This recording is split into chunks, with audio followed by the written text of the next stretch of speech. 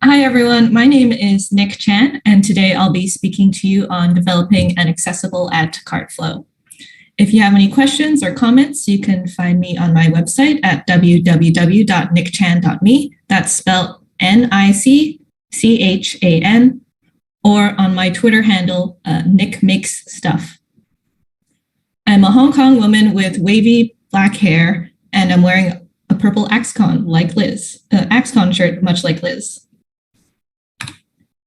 To give you a brief introduction, I'm a freelance front-end developer, and the insights from this talk are sort of gleaned from my years of experience working on Shopify stores, but hopefully the insights can also be applied to other e-commerce platforms. And fun fact, I'm definitely a cat person. To give you a sense of how this talk is going to go, today I'll be covering 4 different patterns, first being buttons, then inline notifications, then toasts, and then dialogues. And for each pattern, I'm going to walk you through some different iterations, so some different variations of what these patterns might look like in the wild, and then pros and cons for each pattern, as well as tips and tricks for implementing them in a more accessible way. So to make sure we're all on the same page, here's a typical product page. I'm sure many of you have seen some variation of this in the wild before. On top, we have our breadcrumbs, which is our links that point to different parts of the website. Underneath that, we have our slide images and some thumbnail images. On the right, we have a product title and a product price. We have some variants for selecting a different color. And below that, we have our star of the today's show. It's the add to cart button. Underneath that, we have a product description. There's lots of things to comment on this with regards to accessibility, but for now, we're just going to be focusing on what happens after you click that add to cart button. So the first thing we want to do is make sure that we're always using a form element. The reason why we would want to do this is for 2 main reasons: progressive enhancement and semantics.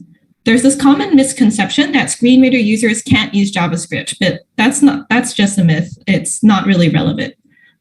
The main reasons are for progressive enhancement and semantics. Progressive enhancement being the idea that we want our site to work for as many users as possible. So if for some reason the JavaScript fails, we'd still want our key actions to be able to be performed by our user, and that includes our add to cart.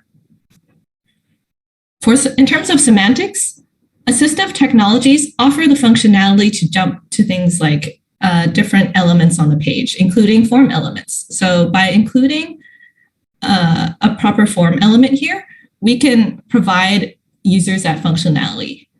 It's much like a table of contents in a book. So if someone wanted to skip to a particular point, they can just browse that table of contents and then jump to what they need, instead of just having to listen to the entire page before reaching that form. So what happens with this default form example? Well, we can see that the form element has an action attribute on it, which points to a /cart/add route. And when you hit that submit button, it'll take you to that add route and it'll add that item to your cart. And then presumably it's going to redirect you to a cart page. This solves a whole bunch of accessibility issues for us.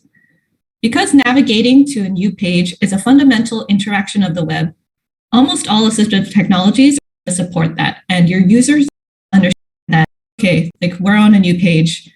It's titled Your Cart, and I can see that the item is now in my cart, and I understand what has just happened here. So if this approach is so robust, why would we ever want to use an alternative? Merchants realized that this was kind of like pushing users into a single flow.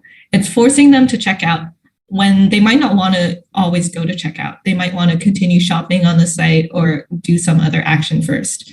So the following patterns were kind of developed as a way to both notify users and offer them a choice of whether or not to continue shopping or proceed to checkout. Now that we're all on the same page, let's move into the actual patterns. The first pattern is a button pattern. And here I have an image, and on top we have our first button, and it just says add to cart. Underneath that, we have a second button, and there's a check mark in it, and it says added to cart instead of add to cart. When I refer to the button pattern, I'm referring to when the button's text is changed when it is activated. This is a pattern that can be used in combination with other patterns, and I'd recommend it for the following reasons. And that it's super great for users who use magnification, whether it be the default browser zoom or special zooming software. So here I have a screenshot of a user who is using zoom text to browse our page. And on this, they can only see a small region of the page. They can only see that price and then the color variant, our add to cart button, and then 1 or 2 lines of description. So they only see a pretty small region. It's really good to have an indication of the state of the page in the place that they're currently looking at. So if we use the button pattern, it might look something like this. And here we can see that very same region of the page, and our add to cart button now says adding to it. So moving on to implementation details, this pattern is typically implemented by using JavaScript to change the text. So here we have we have our form element. And then below that, we have some JavaScript where we're just adding the item to the cart. Then we're changing the inner text of that button to say adding. In isolation, this isn't a recommended approach because screen reader users aren't that great at handling text changes consistently. So while some screen readers may support changing the inner text of a button that's focused, a lot of screen readers don't. So we can consider using live regions in order to provide better support for screen reader users. If the button is your only indication of state, you definitely want to be using live regions. Live regions are a way to announce changes in your site to assistive technology users. You can kind of think of them as a web equivalent of the in-flight announcement on a plane. Like you're just watching your movie, you're having a good time, and then suddenly the captain's voice just interrupts and tells you that you're about to land. That's kind of like what a live region is. They're only for text-only announcements. You can't really do anything with them. Live regions can be created by adding the ARIA live attribute with a value of either polite or assertive. By using polite, you're telling the assistive technology to the current text to be finished before announcing what is in the live region. Whereas if you use assertive, it'll just interrupt the user no matter what they're listening to. Live regions work most consistently when they're already present in the DOM. You don't want to be adding them dynamically using JavaScript. You typically want to have a live region already on your page, and then you use JavaScript to add or remove text to it whenever relevant. So here we have our code sample, and we have our form element, and below that we already have a live region with the attribute ARIA live equals polite. And below that, we have our JavaScript. When we add the item to the cart, we're grabbing that live region and we're grabbing that button. And we're changing the text of both of these elements to be the same thing. Sometimes developers might want to disable that add to cart button while the action is being processed in order to prevent double submission. So sometimes users accidentally click the add to cart button twice, and then you have 2 items in your cart instead of 1. And developers often use the disabled attribute to kind of prevent this. Using disabled isn't always the best choice because if you're not managing the focus correctly after, you can cause a user to lose focus and then lose keyboard focus. So an alternative might be to use the ARIA disabled equals true attribute instead, and use some additional code and styling to make sure that the same functionality is provided. But Using ARIA disabled might really not be any better because what can be announced to screen reader users can sometimes be confusing. For example, a screen reader might say something like add to cart, unavailable. And that's especially confusing in an e-commerce context because, how will a user know if the button is unavailable or the product that they're trying to buy is unavailable? So in this case, you would really want to consider your user base. If your website is selling to a technical audience, maybe your audience will have a higher level of technical proficiency, and they'll understand that this is actually unavailable is being applied to the button and not the product, and it'll be okay. But you would really want to consider testing with users whether or not the disabled attribute is even needed, or if you should just disable the click with JavaScript.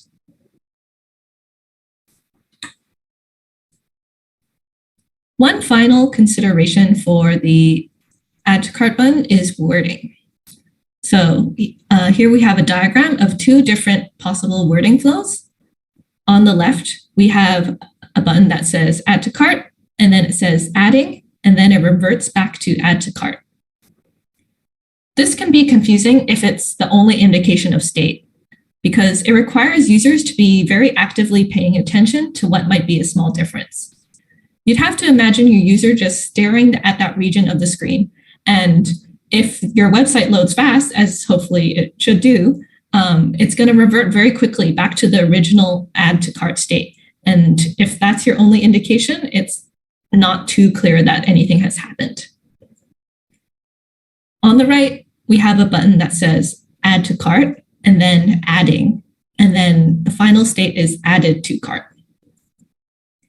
This poses a different problem of if you want to reset that button to the original state. There tends to be room for confusion about now. It's pretty clear that an add to cart button allows you to add something to your cart, but what does an added to cart button do? Does it take you to checkout? Does it let you add that item again? It's a mystery. So we might want to consider using the button pattern in combination with other patterns in order to alleviate some confusion. And this leads us to our next pattern, inline notifications. So what do I refer to when what do I mean when I refer to the inline notification pattern? By inline notification, I mean an element that is not position sticky, absolute, or fixed. A notification is inserted into the reading area, and then content is often shifted in order to make space for this notification. So here we have an image. It's our same product page as before. And this time, underneath the add to cart button, we have a notification that lets us know that our product has been added to the cart.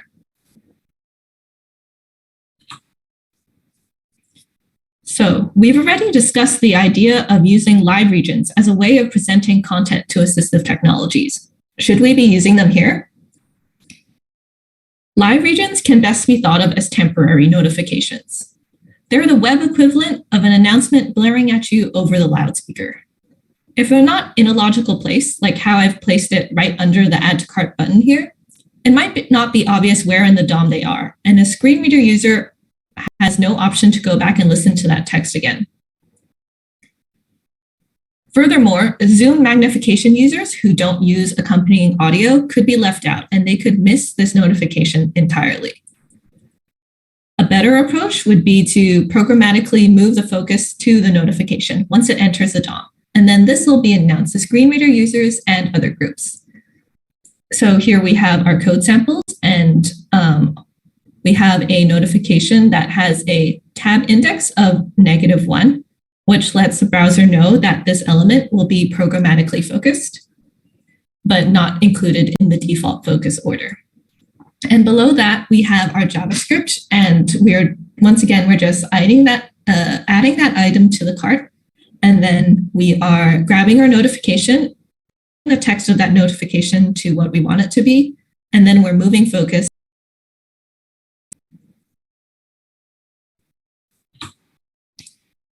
Sometimes our notification isn't just text, but it also includes interactive elements. So here we have the same image as before with our add to cart button, and then below that is our notification. This time, I've added 2 links to this notification. So underneath that notification text, there's a link that says continue shopping.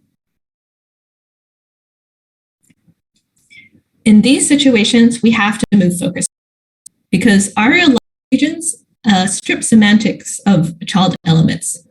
So a screen reader user might be able to tell that these are actions from the words, but they're going to hear the words continue shopping or view cart, but have interacting with them. Some implementations will have this notification disappear after a short amount of time. While this is not advisable due to being easily missable, it's also a WCAG failure of the 2.2.1 timing adjustable criterion. Essentially, this criterion exists to make sure that we're allowing people to have adequate time to complete interactions. Because we're providing different interactions within the notification, hiding the notification automatically can prevent users from completing them. So a better way around this would be to add a button to dismiss the notification manually instead. In the wild, I often see different placement options for this pattern. So here we have 2 examples of where we might put our notifications. And the first one is directly below our breadcrumbs, but above all of our product stuff. And the second one is in a similar location to the original notification, but it's directly above the Add to Cart button. I'd argue that the best place for the notification is after the Add to Cart button. Well, if we're moving focus, technically we meet the requirements either way, but we can improve usability by not taking users too far out of the context they were originally in. Placing it near the button helps minimize tab stops for keyboard users, and it won't disorient users with dramatic content shifts if you're kind of like shifting things around the page. If we put it under the button that they're probably looking at, we have less room for disorientation. The next 2 patterns I will be discussing are toasts and dialogues. Before I get into the details, I'd like to emphasize that these patterns often lack distinctions in the wild.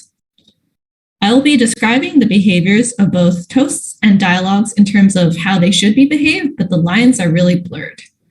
Because they pop out on the screen and overlay content, people kind of just tend to see a toast as a little dialogue, and they code them in a really similar way. This ignores distinctions and semantics and the requirements for each of these elements to be accessible. A lot of accessibility errors come about from developers treating these 2 components as interchangeable when they're actually quite discrete. So, what is a toast? A toast is named after the behavior of a toaster. It's an element that kind of pops up in a fixed position on the screen, typically in the top right, bottom right, underneath the nav bar, and other places like that. And they should have a role equals status or role equals alert attribute on them, or an ARIA live attribute so that they're announced to assistive technology users. Focus typically isn't moved to a toast. Contrary to how toasters work in real life, toasts on the web often disappear after a few seconds. Should we be using toasts in an e-commerce context? A lot of the problems with toasts stem from the fact that, by definition, focus isn't moved to it. Furthermore, toasts inherently have a problem shared with a lot of fixed position elements. They're really easily missable by Zoom users. You can imagine that if we're zoomed into that Add to Cart button and something pops up in the top right of the page, it's not that useful for a user who's just looking at that Add to Cart button region. Here we have a visual and we have an example of a toast.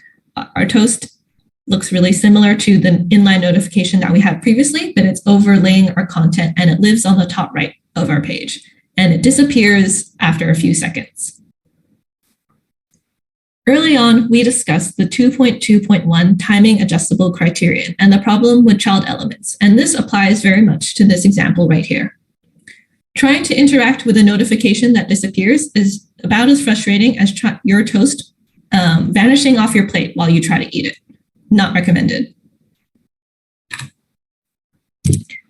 So, How do we make sure that we don't fail the 2.2.1 timing adjustable criterion while keeping toast behavior? We have some options. The first is that we could have a setting that lets you set that notification display time. And here we have an example of a settings page where we just allow the user to set the notification to 5 seconds. On the right, we have an example of a notification drawer, and it looks a lot like a notification drawer on your phone. Basically, it shows you all the toasts that have popped up previously with a timestamp of how recently they popped up. Sure, we can use both of these options to kind of remediate the issues with toasts, but it sort of defeats the purpose of toasts as a quick and easy way of displaying things. Plus, no one really wants a drawer full of stale toasts. Unfortunately, I don't really think that toasts live up to their real-life namesake. They're neither as useful nor as delicious as their real-world counterparts, especially in an e-commerce context where the add to cart is the primary action. What developers often try to implement as toasts should really be dialogues instead. And this leads us to our final section. Dialogues. Dialogues are an often misunderstood component. There is a misconception that all dialogues are basically what we understand to be an alert.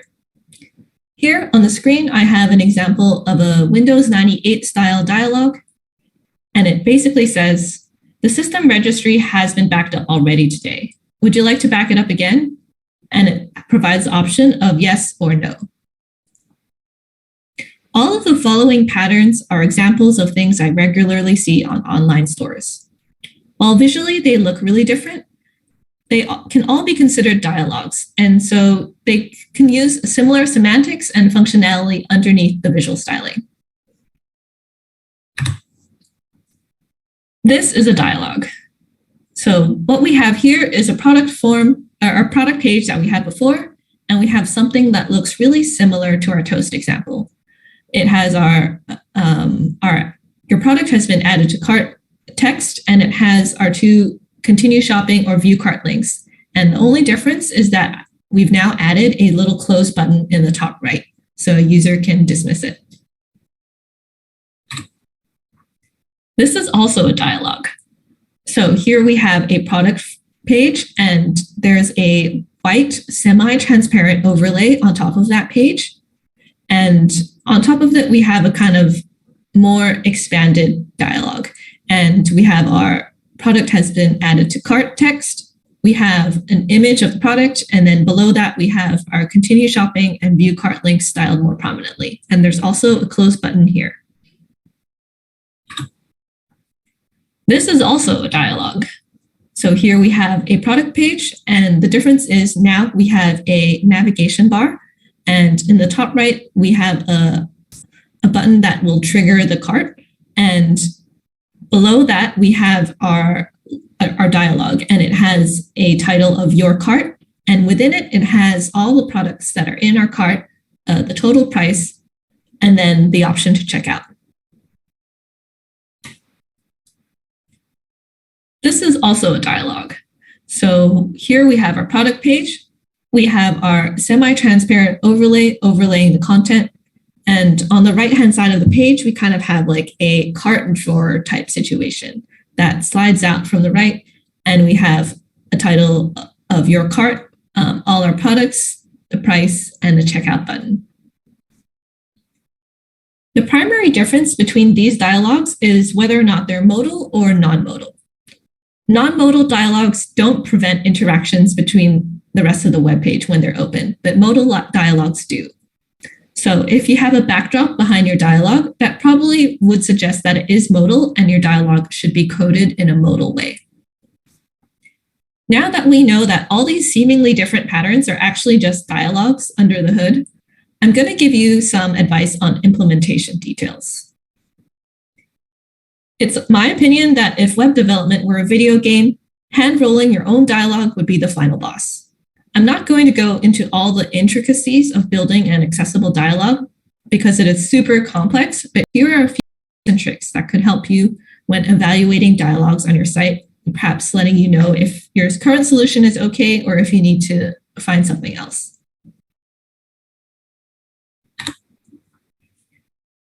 Focus management. So regardless of whether or not your dialogue is modal or non-modal, we want to be moving focus to the dialogue. If your dialogue is modal, you also want to trap focus, which means that you shouldn't be able to move focus to the document that's in the background. When the dialogue is open, hitting tab a whole bunch of times to just cycle between the elements within the modal, and then shift to the browser UI. This browser UI is an often forgotten part of the focus trapping, When we close the dialog, we should return the focus to the element that opened the dialog. In this case, it's our friend, the Add to Cart button. But if you've opted for a mini cart or some other kind of cart thing that can be opened through another part of the page, you'll probably want to account for handling different modal triggers and moving focus to the correct element that opened the modal in that scenario.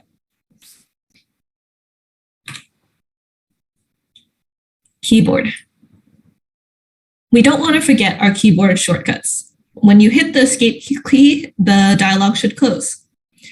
If the dialog is modal, we want to make sure that assistive technology users can't escape from the modal via other means. So oftentimes I find developers will correctly implement focus trapping, which traps focus within the dialog, but you also need to make sure that the document behind the modal is hidden from users when the modal is open.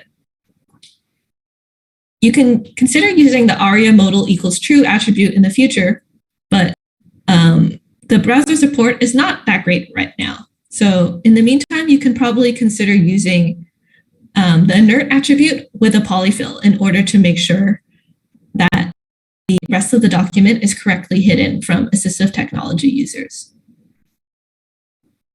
And finally, we don't want to dismiss the dialog automatically. Use.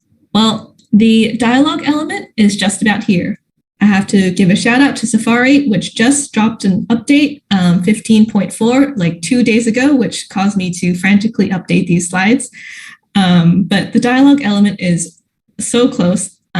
It's a great time to begin experimenting with deploying it in the future. But if you're a developer who needs to support older browsers, you might still want to wait, and you can continue using a div with the role of dialog until the browser support is just a little bit better.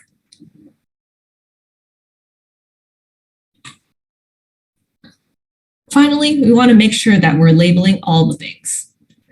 We want to make sure we're labeling the dialog itself. Consider using a aria label by attribute, which will point to the ID of the element that labels the dialog. So it might be the text of the dialog or a heading like your shopping cart.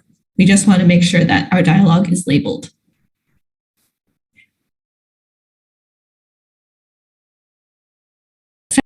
It's a really common issue that's found in modal carts and things like that. So if your dialog has repetitive interactive elements, so like multiple increase quantity buttons or multiple remove product buttons, one for each of your products, make sure that they have unique names. It can be annoying for a screen reader user to just list all the buttons and hear 5 different buttons that say remove with no indication of what product they're actually removing. So we want to make sure that each of these buttons are labeled with a unique name.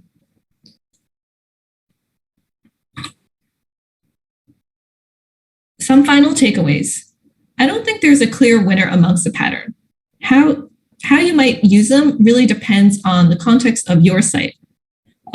Things like how many products you have or what you want a user to do after adding an item to the cart is sort of really drives which one of these patterns you'll want to use. And while testing individual components is great, we really want to test the whole flow. So you can see that when we combine the patterns in different ways, different considerations pop up. So it's really necessary to not just individual components in our design system, but to test the entire flow to make sure that once you put it all together, it works in an accessible way. Finally, toasts and dialogues are not the same. a whole bunch of accessibility errors come about from treating different components interchangeably. If you only learn one thing from this talk, let it be that toasts and dialogues are not the same. And with that, I'm pretty much done. So I guess I'll hand it back to you, Liz, for questions. Awesome. Thank you so much, Nic, for a great presentation here. And thank you for adding questions for all of our attendees. Please still feel free to add any questions that you have for Nic in the Q&A portion. And definitely feel free to upvote them, and I'll make sure to go with the ones that have the most votes. So let's dive into the first question. This one's on toasts. Should toasts be used for simple success confirmation messages that would have no interactions with it, such as saved successfully, copied to clipboard, etc.?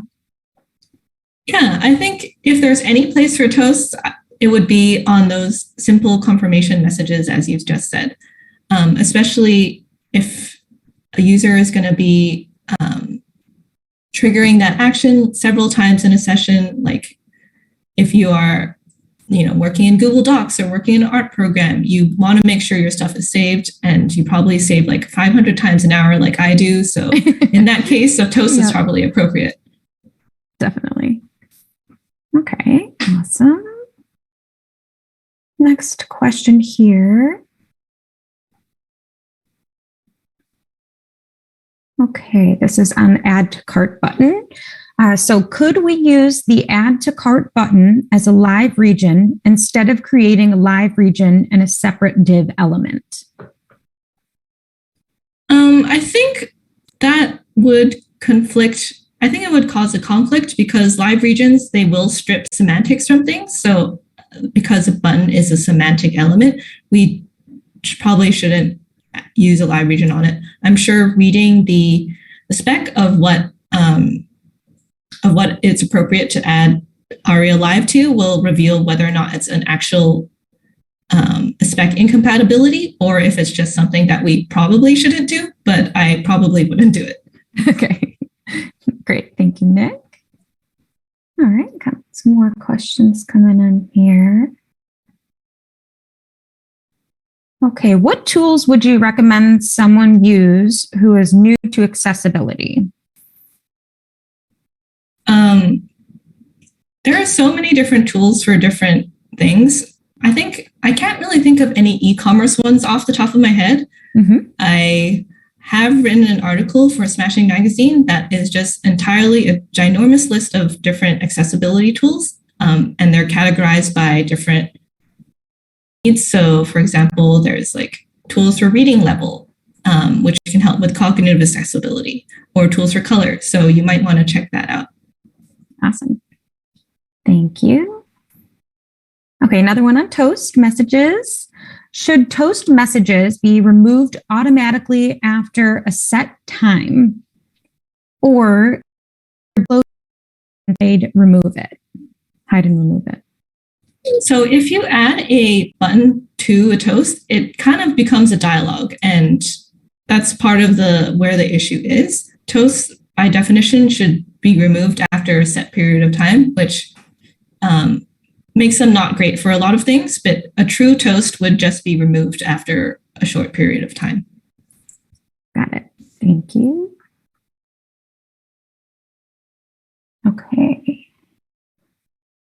Somebody says, thank you for calling out including the browser UI in the focus trap. I hadn't considered that. Do you know of any good resources for how to do that? I'm not sure, actually. I think some libraries will handle this and some won't. Mm-hmm. But it would definitely be something that I would test for when looking at it. I can't name any off the top of my head. I would want to bet that Kitty Girardel's A11Y dialogue library should do this, but I haven't looked at it in a while. Awesome, thank you. Okay. There's another one. You suggested moving focus to an announcement text. How does that work with the rule to not move focus around in response to user interaction?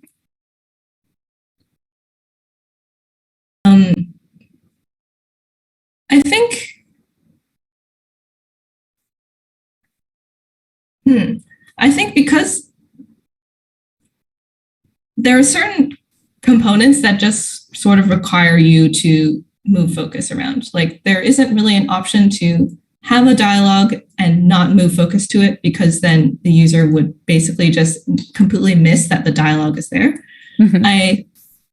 I do know which rule you're talking about. I'm not entirely sure that applies in this particular context.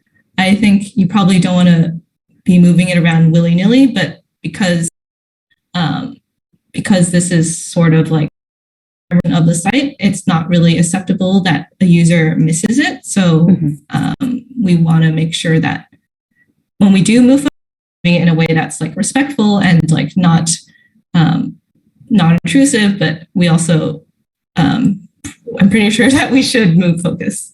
Mm-hmm. Thank you. All right, and thank you everyone for these great questions. Let's see here. Should we implement the escape button to close toasts and notifications, or only for modal dialogues?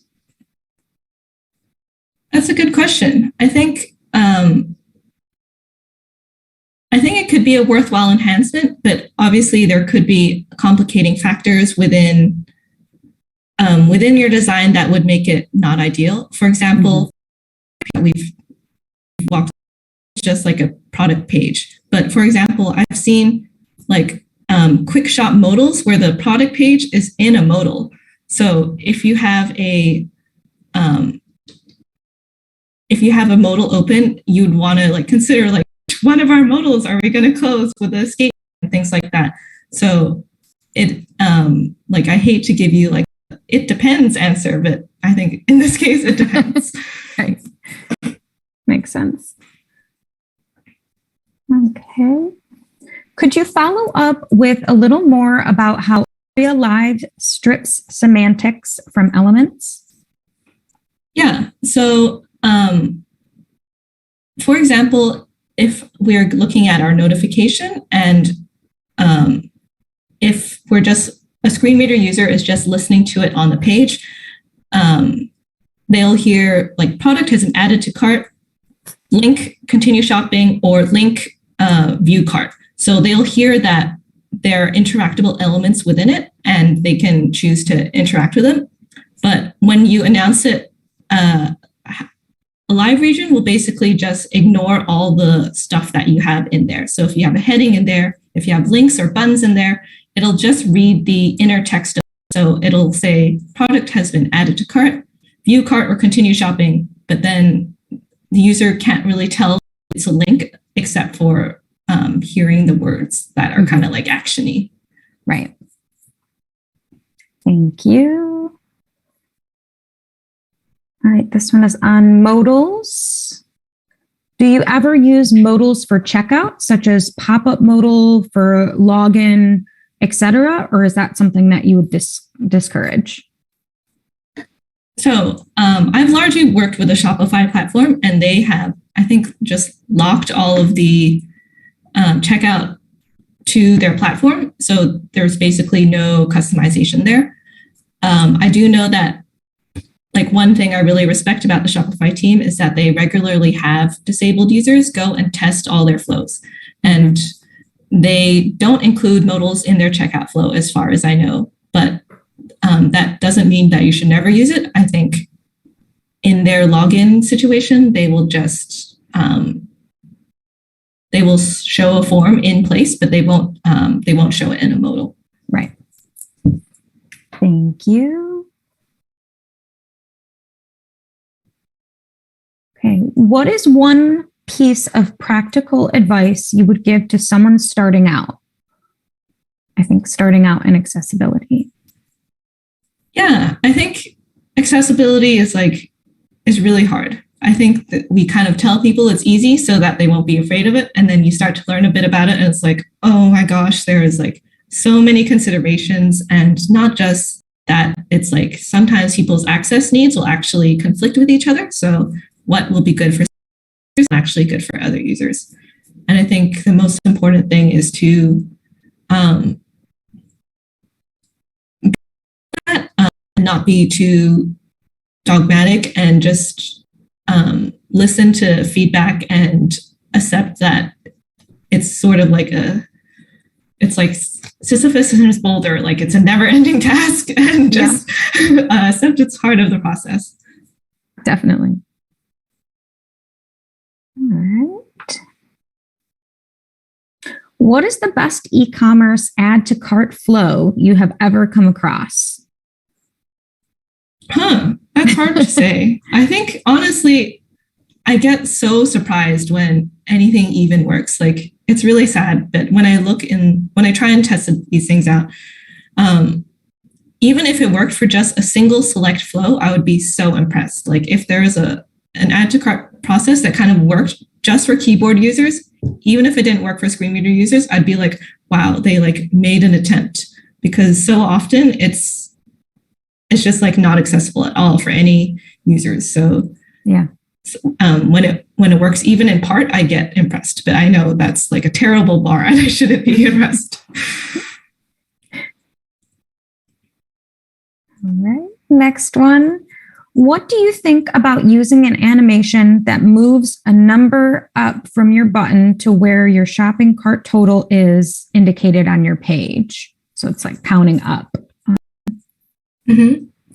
I think I've seen an example of what you're talking about. Mm-hmm. I would say, you can try it out. I would definitely make sure to respect the prefers reduced motion query, which is it's a query that lets you know if your user has turned off animations on their operating system or their browser. Mm-hmm. And by using that media query, you can make sure that you're not showing that animation to users who definitely don't want to see that animation. So try it out. Remember to respect reduce motion, and then sort of test with disabled users if you can. You got a couple more questions here. Okay, for a modal dialogue, would you dismiss the dialogue when the user's focus exits the So for modal dialogue, the focus should be trapped within the dialogue. So basically, if you're hitting tab, you should kind of like cycle through all the tabbable elements in it, and then the browser UI. And then when you're tabbing back into the page, it should just like reset on the first element in that modal. For a non-modal dialogue, it definitely depends on sort of like the presentation of it, but it's pretty standard that tabbing out of a non-modal dialogue, you might close that modal automatically. So you can consider doing that for non-modal dialogues. Great, thank you. I think this might be the last question here. Should animated scrolls between 2 points on a page be avoided? It provides continuity between points, but could also be overwhelming, especially for zoomed in users or zoomed users. Yeah, I think, browsers have recently given us a bunch of tools to kind of smoothly scroll between things. And I think as we see that more, we do hear people with vertigo and motion sensitivity saying that it's not a great pattern for them. So this is definitely a situation where I would make sure to use the prefers reduced motion query to make sure that we're respecting that preference at least, and sort of consider how large that shift is going to be. Like if your page is like an infinite scrolling wall of products, like I would probably not use that effect for anyone. But if it's maybe like a shorter distance of the page, you might want to use it with a prefers reduced motion query on it. Great. Looks like we have just one more question here. Is it good practice to focus a dialog's close button first when it opens? Yeah, so I think this can really be a point of concern for a lot of people. This is like, there are things, I think different people will say different things. Some users think it's best to focus the entire modal, and if you have a ARIA label by on your modal, it'll kind of like read the heading first, or what it's labeled by first, and then it'll kind of just read all the content in the modal, and the user can choose to interact with it however, whenever they want to. Some people might focus directly on that heading element, and some people might just move focus to the first focusable element. I think it could be that you're focusing directly on that close button instead of the modal container, just because you're adding the item to your cart. You hit add to cart, and then the next thing you hear is just like close modal. It's not entirely clear what has just happened, but this is definitely something you consider testing on your site, and whether or not your modal design can change what that first focusable element is. Got it. Great. Okay, we're going to squeeze in one more question here. With such a varied range of disabilities, does it make sense to make flows for each and have different views and features for each? I think that kind of like gets us into the territory of having like a different site for disabled people, and that can be a really othering experience. I would consider, you can consider providing different ways of checkout. Like, for example, some e-commerce sites that you have individual product pages, but they also have like a collections list where you can add items to cart from there, or like different ways of adding to cart. And perhaps if you have, perhaps in a way you can provide different methods for the same outcome, and not in a like, this is for Zoom text users kind of way. But if you have those options, it will, if there's a blocking aspect on one pattern, maybe it won't be as terrible on another pattern. Great. Thank you so much, Nic. And with that, I think we're about at time. I do want to thank Nic for a great session. We really appreciate it. And thank you all for attending this session and for joining us at AxCon. We have quite a few more sessions the remainder of the day. So we hope you all have a great time. Thank you. Thanks, Bye. Liz.